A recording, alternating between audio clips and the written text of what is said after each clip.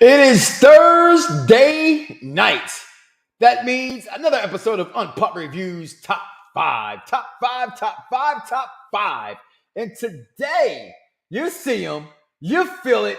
Do you have the goosebumps going through your body for the most electrifying man in all of entertainment, Dwayne Rock Johnson, people? Welcome back to Unpopularre Reviews. My name is Mike Knox, the tribal chief of staff, and as always, I'm joined by the the executive consultant, that is, if you will, so to speak.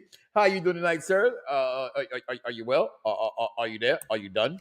I feel like I'm in a battle myself right now, but I'm here because The Rock's one of my favorite wrestlers, and I love to talk about who he be up against and who was some of his favorite ones. This is going to be an interesting episode. As soon as Jack said, "What's this week episode about?" and I put this in there, you were like, "I'm on that. I got it. I'm coming. I'm a Rock guy. I'm a Rock." I did it for The Rock. So he had to show up. So since he did it for The Rock, I posed the question. As I just said here, we can just mic a little bit closer. I'm in a new office, guys. If I have a little bit of an echo, just let me know. I'm trying out new things. A bigger office than I anticipated, but I will get it filled soon. But he is the most electrifying in all of entertainment. But has he had the most electrifying rivalries? That is the question. And as I pose this top 5, I try to do things for the intelligent wrestling fan. Give you something to think about.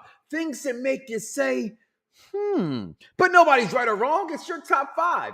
The Rock's top 5 rivals of all time.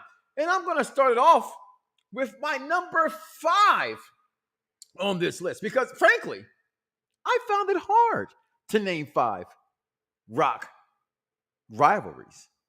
I just did.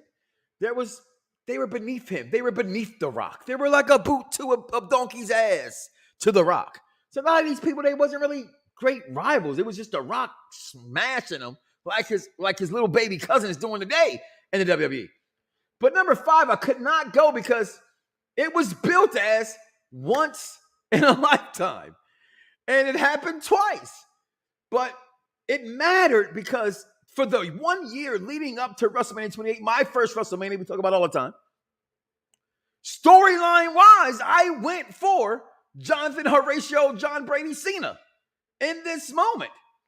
And that was not the case as The Rock in Miami did what The Rock's supposed to do. Put boots to asses. The promos were great. Everything leading up to this was great. The payoff, some would say, was great, but then to get back a year later, still rivalry nonetheless.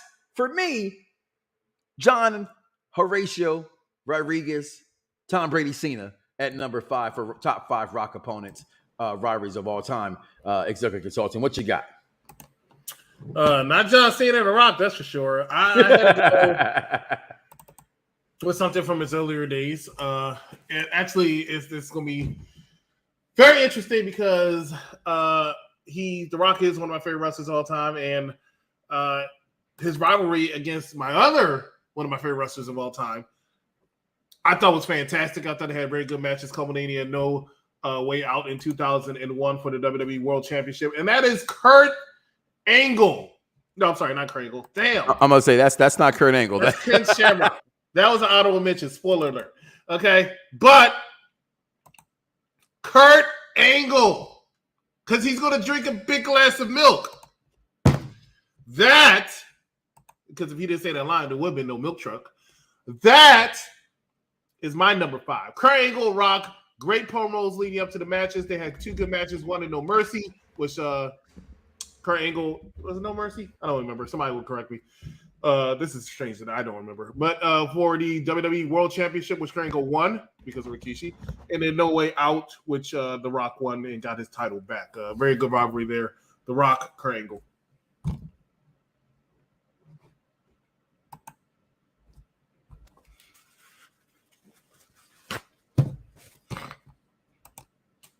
Can't hear you. Well, anyway, I'm just going to go to my number 4 while he's going ahead and take care of business. I'm going to go to my number 4. He said technical difficulties. But, hey, you expect that when you have somebody moving studios, but now you have a little big dose of me. But I'm going to go to my number 4. I can't believe I messed up my what do you call it, honorable mention already. But my number 4 is going to be one of his first rivalries that took him to the big time. He was a world champion, took him to the big time. Later, they became tag team champions. I'm talking about Mick Foley, Mankind, Rock Mankind. They traded the titles about 2 or 3 times. They had that halftime heat match that people talk about a lot. They had a lot of good matches. People still talk about that Royal Rumble I Quit match, which was very controversial to say the least. But The Rock, Mankind, the Rock and Sock connection, my number 4 for rivalries.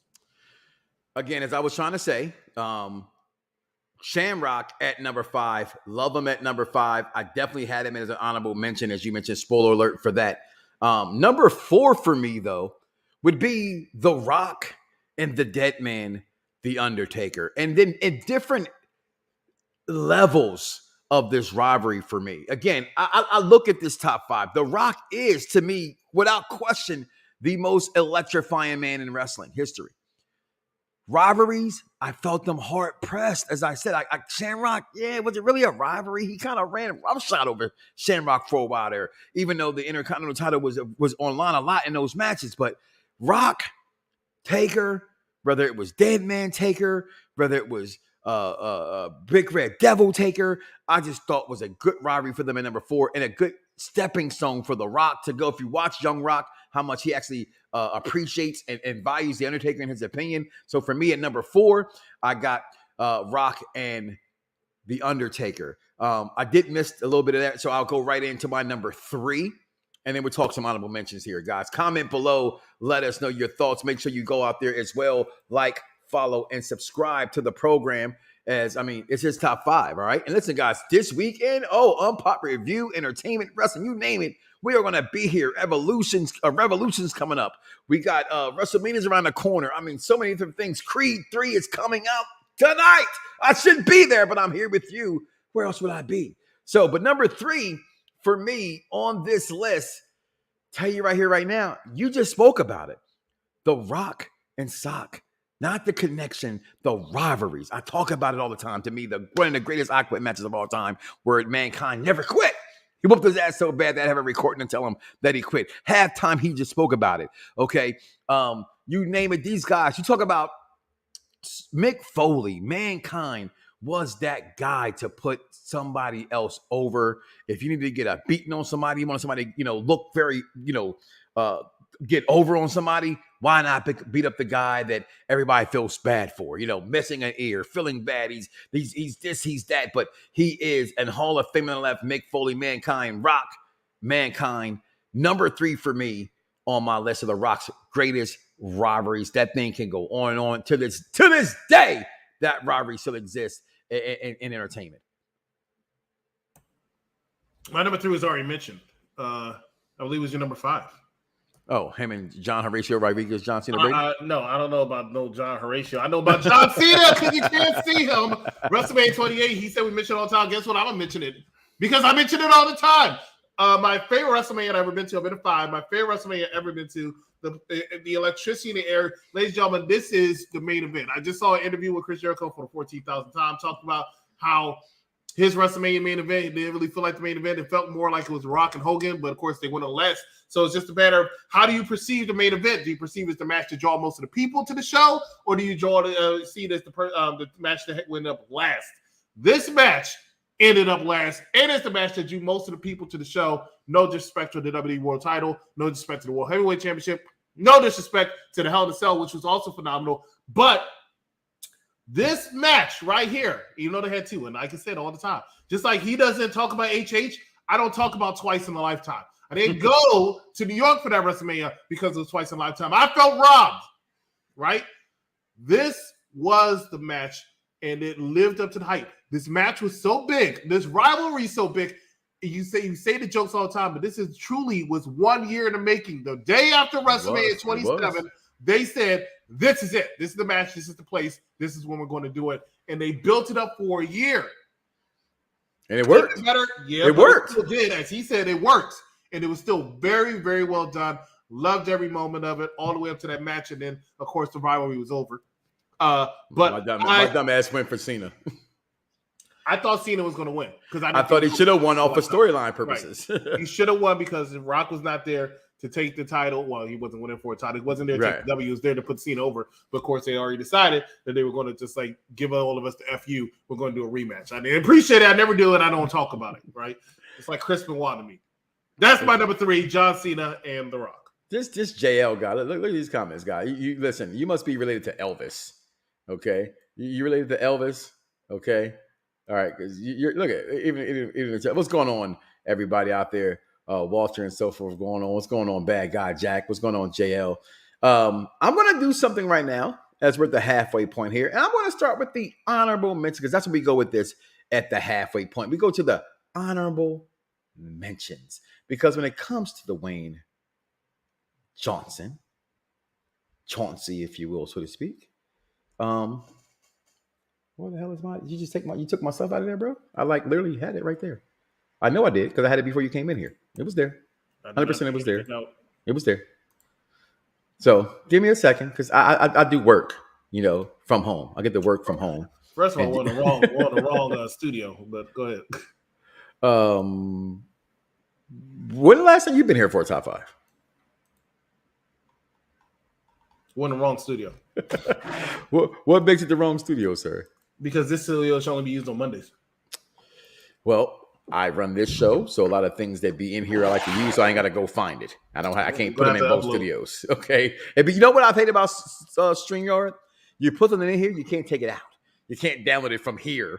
So somewhere else. If it's here, I should be able to download it from here. But my honorable mentions, and Jack mentioned this earlier as well. I got to honestly, when I look at The Rock, I do find it hard pressed to have great rivalries with this guy. I just really do. He's so over. Right, I would say one of my honorable to the people because before he became the quote unquote people's champion, it was a play on words. He wasn't the people's champion. Don't forget the Rocky die. He mentions it all the time. But I'm going to go with CM Punk. You know what I mean? Your arms are too small to box with God. I'm going to go with Rock versus the Nation of Domination once he went with Farouk's side of it when he kicked Farouk out and that whole thing. Obviously, Vince McMahon. And his little rivalry he had with him as well. Listen, not so much a rivalry with some of these things, but the moments were so huge. Chris Jericho, okay, from what it's worth, remember what Jericho did on one night, beating Rock and Stone Cold in one night. It made for epic television. And honestly, the best rivalry he's had has been with his own acting partner in Vin Diesel. So those are my honorable mentions right there, executive consultants. What are some of your honorable mentions, sir? I'll mention my honorable mentions after I mention my number 2, and I'm going to mention my number 2 right now.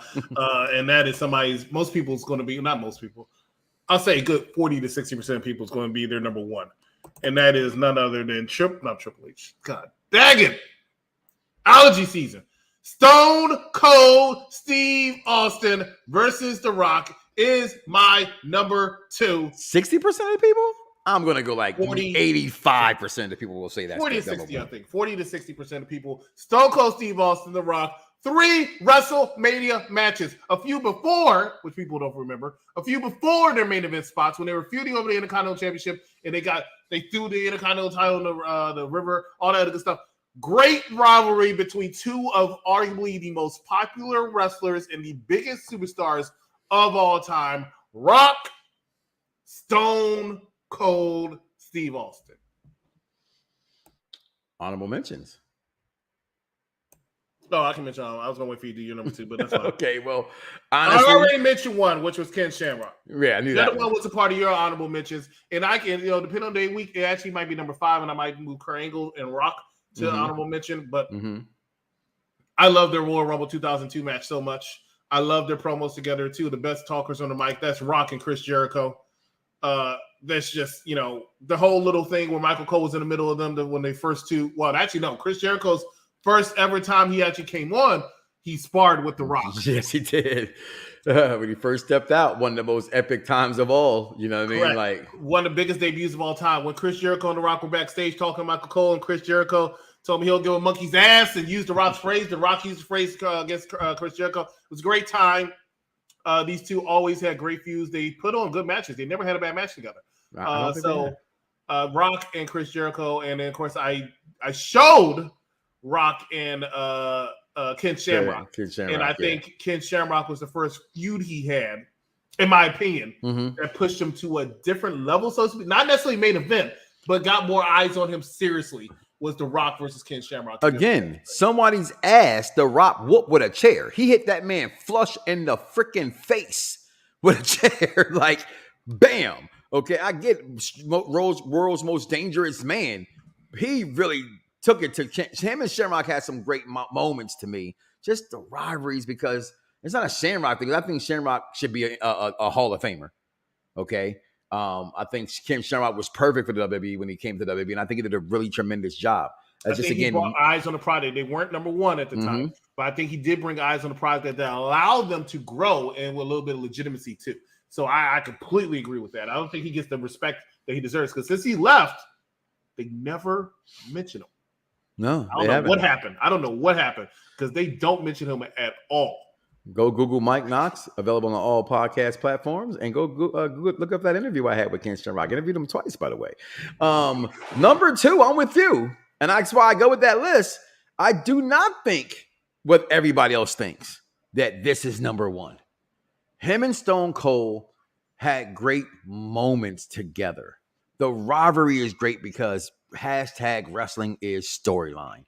They wrote this. It's the redneck hillbilly versus the upstart young, black Samoan guy at this point in time. Okay, and they're just pushing this, and it's just their egos were too big. They were clearly the clear 2 favorites in this, but for me, it's a silver medal. It's not the number 1 because, again, wrestling is storyline. Wrestling is about in-ring action. Having your number 1 rivalry be about your favorite, best, and absolute dance partner in the ring. For me, it's not Stone Cold Steve Austin, but it's a damn close number 1. So my number 2, Stone Cold Steve Austin. Let's just go ahead, because I think at this point we already know what our number 1 is, and it's probably the same thing. So let's go ahead and put yours up there. We can talk about it, because the reason how come I think Triple H is The Rock's best rivalry is because it withstands the test of time. Stone Cold Steve Austin and The Rock had a great feud, but their main event feud is the one that people talk about, the one that people remember. Triple H and Rock. Rocky's first title was against Triple H when he was Rocky Maivia. D-Generation versus Nation of Domination was supposed to be about Owen Hart, turned into The Rock and Triple H, who had fantastic matches. Then they got into the main event scene. My God, still fantastic matches, fantastic rivalry. Should have been a 1-on-1 match for WrestleMania. It wasn't. They made up for the Backlash to Washington, D.C., which I was at. Rock and Triple H. Then they had their, in that picture he showed, they had the little thing where they teased like they were going to have another match. And people still talk about how that was a missed opportunity. Yeah. Even though it's like 15 years later. They wanted to see The Rock and Triple H again. The Rock and Triple H had a moment at WrestleMania 31 with Ronda Rousey and Stephanie McMahon. People wanted that WrestleMania 34 match to be The Rock. Not now. Not now. Not with Triple H out of action. Not now. But WrestleMania 34, it was Kurt Angle. They wanted The Rock, couldn't get The Rock. Seems to be a common trend over the last 5 WrestleManias.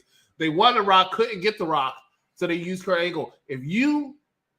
Shout out to Rock. And I love Kurt Angle. Like I say, he's arguably my favorite wrestler of all time. But if you are disappointed that Kurt Angle is placed in a match, then that person, superstar, has to be big, because Kurt Angle is another one of my goats in my opinion. He's definitely a wrestling machine. I personally think Kurt Angle is the best wrestler inside of a squared circle. Just what it is, his positioning, his movements, everything about Kurt Angle in that squared circle fits him. That to me, followed by Bret Hart. He had a great match with everybody else in wrestling they ever had a match with. But number 1 of Rock's rated rivalries, you've already spoken on so much of them, and we had the same one in mind. Going into this, it's definitely Triple H to me. Triple H and The Rock has a rivalry that you've already mentioned the words exactly. So I'm going to just steal them from you again. Stands the test of time. Look at this. We got from in the ring. We got to on television and on Saturday Night Live. Okay. Again, I bring up Young Rock. If you watch Young Rock, these guys are really friends. Right, they really helped each other through this business out at being rivals. It's really great to see. They escalated each other. Yeah, they help build each other. Like say, iron sharpens iron. They sharpen that together. And I think from the mid card to the main event, these guys every single step of the way brought it every night. I think from an in ring standpoint, they're better than Rock and Stone Cold. I think from a storytelling standpoint, you've mentioned them, DX in the Nation. You go separate from that. You go when it was the corporate. Thank you, corporate. You go when it was the Helmsley McHelm era. How they still treated the Rock. Era. You get what I'm trying to say. All of that to me was just top dollar. Okay, no pun intended towards that guy, but top dollar. Put your money in there. These two always deliver. But again, this is where I want to end this show and talk a little bit if we can. Got a little bit more time here. Is again, I find it hard pressed to name top 5 rock rivals. I just did. I think, even on our honorable mentions, because we're putting a list together, we got to name them. I don't think the Rocks had the greatest rivalries in professional wrestling. I think this is one of the hardest lists that I've ever had to come together to put together. You know how I value and what I think of professional wrestling. I think The Rock has been so big, so fast, so quick. They got him over so big, so fast, so quick that he never really lost to certain people. You know what I mean? Like he just kept getting over and kept getting over. Even when he lost, he was over. No one does that more than him. Like you think Brock Lesnar loses and still over? No, that's just even with Brock Lesnar. And that's another reason why I think The Rock is still so great. Just to use this comparison, watching this past Monday Night Raw, I love Brock Lesnar, but Lesnar just does it too much. Where's the business with him sometimes? You know what I mean? Oh, you want to do business? Oh, let's do business. Oh, that was stupid to me. The Rock never does that. The Rock's he's been raised in the business his whole entire life, from his grandfather to his father. You name it, you know what his life is like. So it's always about the gimmick. Right? You learn that on Young Rock as well, on the Young Rock gimmick. It's about you always work the gimmick. And I think The Rock is constantly always pushing an envelope. I just don't think he has a top 5 rivals. I think the top 3 is really, to me, where it stands: Mankind, Stone Cold, Triple H. I think everybody else is just caped up in there where you want to put them as fans, executive consultant. I agree with you to a certain extent. I mean, it was not hard for me to think of 5, but as long as The Rock, and Rock hasn't been out thank you. As long as The Rock has been out, which wasn't as long as like a John Cena or even Roman Reigns at this point. Mm-hmm. But I felt and that's it too. And I'm going to interrupt you. That his career's been so short. Between you look at it, he's been here 25 years, but he's been in and out, in and out, in and out, in and out, in and out, in and out, in and out. And this is even before the movies. He was just in and out. He's had like a 2.5 year, 3 year run tops. Is his like strongest run without taking time off. If I'm in it, I know you're the historian here, and you keep up with that more than I do. In main event scene, he won his first championship in November of 1998. He left to start really shooting movies in 2001, but he was still around consistently. When he started being inconsistent, it was in 2003.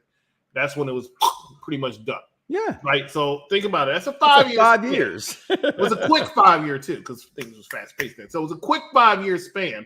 And during that time, he still had Stone Cold Steve Austin. He still had Mankind. He still had The Undertaker. He still had Triple H in there, Kurt Angle. You still had these people. So I mean, he stayed on top, but it wasn't a long time. Look at John Cena, who's about to come back on Monday, right?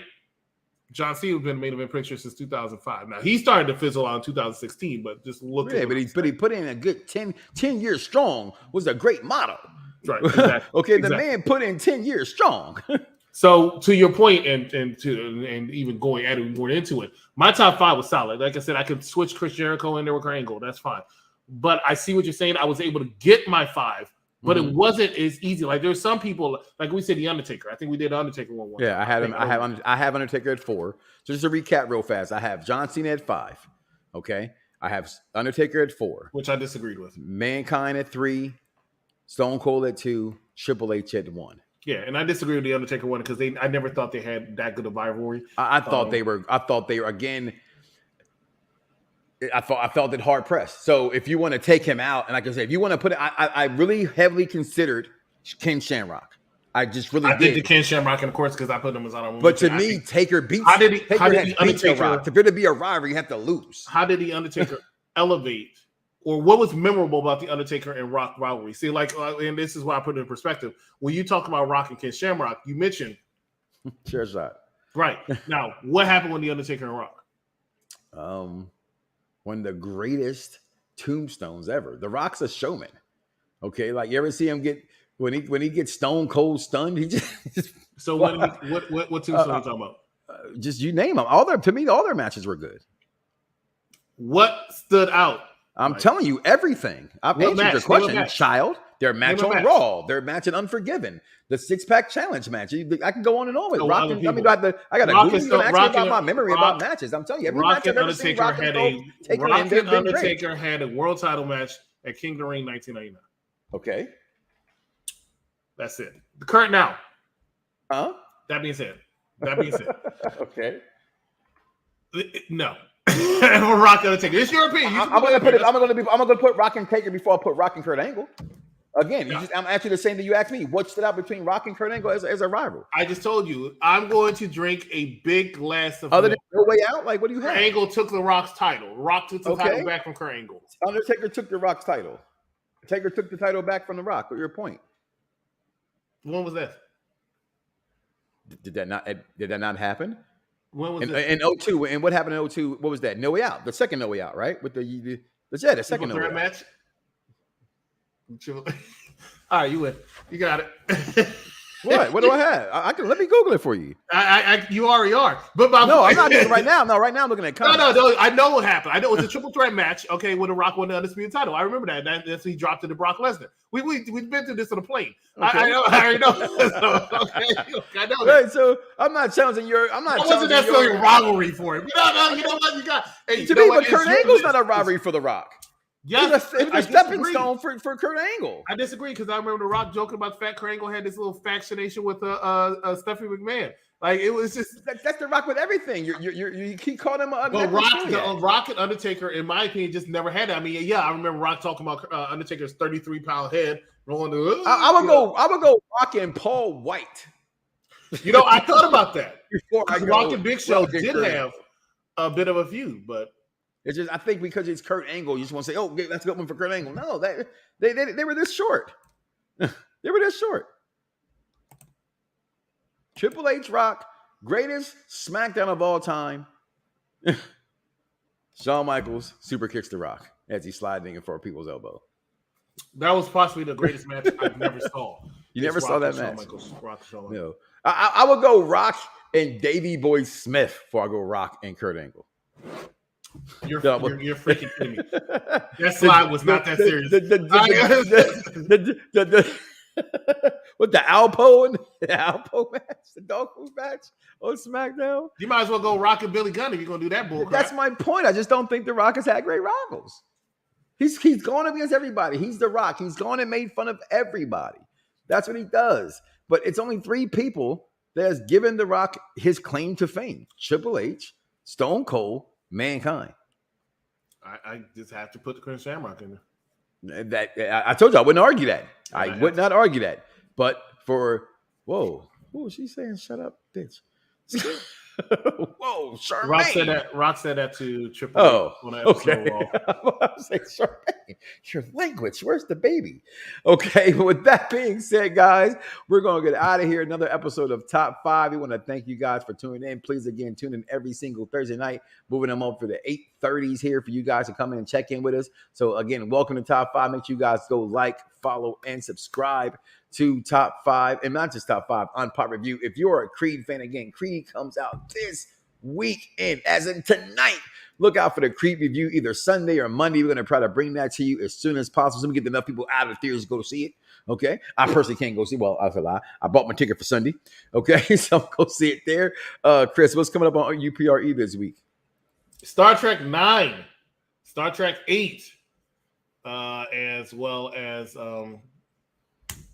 we just did it. I can't remember La La Land. So look out for that. Oh, we did do La La Land, didn't we? Wow.